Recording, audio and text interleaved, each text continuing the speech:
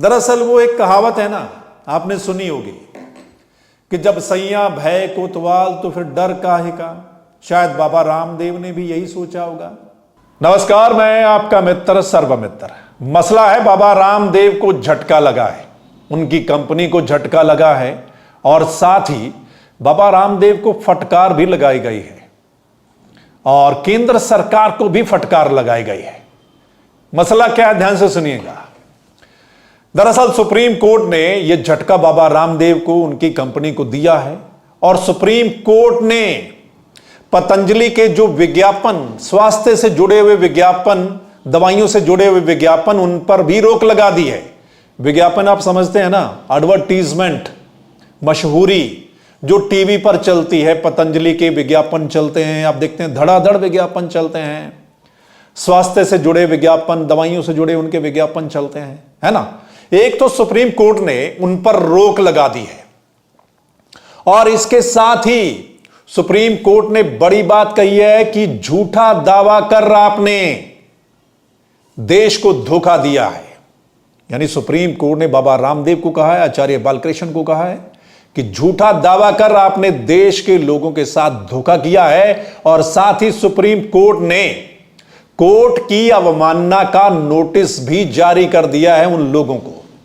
2 हफ्ते में जवाब मांगा है और कोर्ट ने केंद्र सरकार को फटकार लगाई है। क्यों?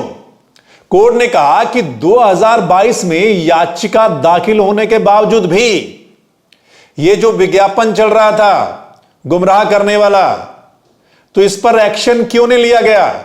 इसके लिए केंद्र सरकार को फटकार लगाई गई और सुप्रीम कोर्ट ने यह भी कहा कि ऐसा लगता है जैसे केंद्र सरकार आंखें बंद करके बैठी हो।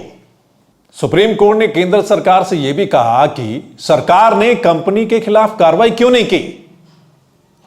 और सुप्रीम कोर्ट ने बाबा रामदेव को कहा, पतंजलि को, आचार्य बालकृष्ण को कि हमारे आदेश के बावजूद भी, मतलब आपने विज्ञापन दिखाने की हिम्मत की। दरअसल आईएमए की ओर से याचिका लगाई गई थी। आईएमए आप जानते हैं ना, इंडियन मेडिकल एसोसिएशन। यानी बाबा रामदेव क्या कुछ बोलते हैं टीवी पर आप सुनते होंगे, है ना। आईएमए को लेकर या दवाइयों को लेकर क्या कुछ बोलते हैं। तो आईएमए फिर कोर्ट में चला गया था, इंडियन मेडिकल एसोसिएशन, जिस पर संज्ञान लिया गया और अब सुप्रीम कोर्ट ने झटका दे दिया है पतंजलि को और बाबा रामदेव को और आचार्य बालकृष्ण को। और साथ ही केंद्र सरकार को कहा है कि भाई कार्रवाई क्यों नहीं की गई। आप देख रहे हैं एक्शन क्यों नहीं लिया गया। जो झूठा दावा पेश किया जा रहा है विज्ञापन में, दवाइयों को लेकर या स्वास्थ्य को लेकर जो कहा जा रहा है, इस पर एक्शन क्यों नहीं लिया गया।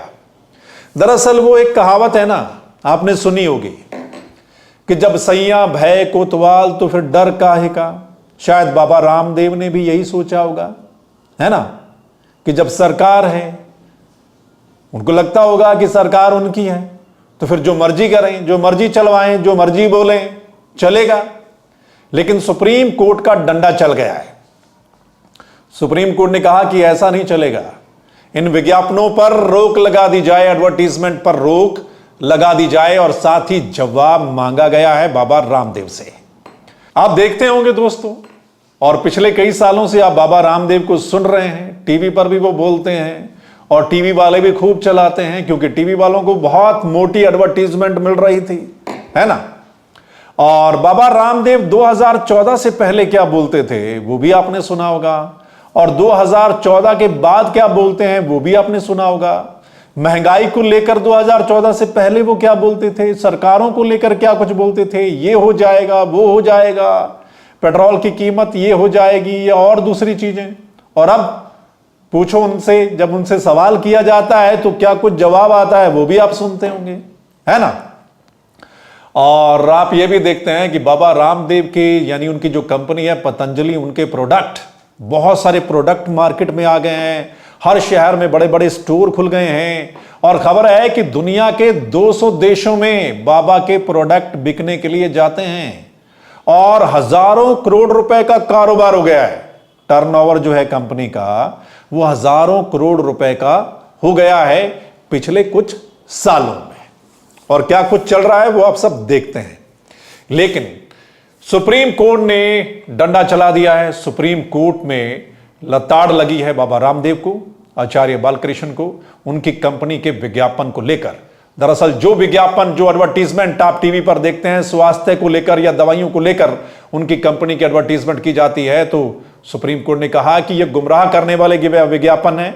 सुप्रीम कोर्ट ने कहा कि ये विज्ञापन नहीं चलेंगे। यानी सुप्रीम कोर्ट ने जो देखा, सुनवाई हुई, उनको लगता है कि यह गलत दावा किया जा रहा है, गुमराह किया जा रहा है लोगों को और देश के लोगों के साथ धोखा किया जा रहा है। सो दोस्तों, इस पर आपका क्या कुछ कहना है जरूर बताइएगा कमेंट करके।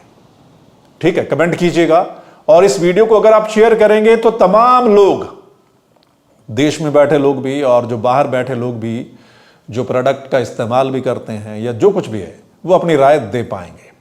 और अगर ये चर्चा आपको ठीक लगी तो आप दा मसला को, यानी इस चैनल को लाइक, फॉलो, सब्सक्राइब कर सकते हैं अपडेट के लिए, ताकि जो हमारी अगली वीडियो होगी या अगला मसला होगा वो आप लोगों तक पहुंच जाए। चलिए फिर मिलते हैं अगले मसले के साथ। तब तक के लिए नमस्कार, आदाब, सत श्री अकाल, राम राम।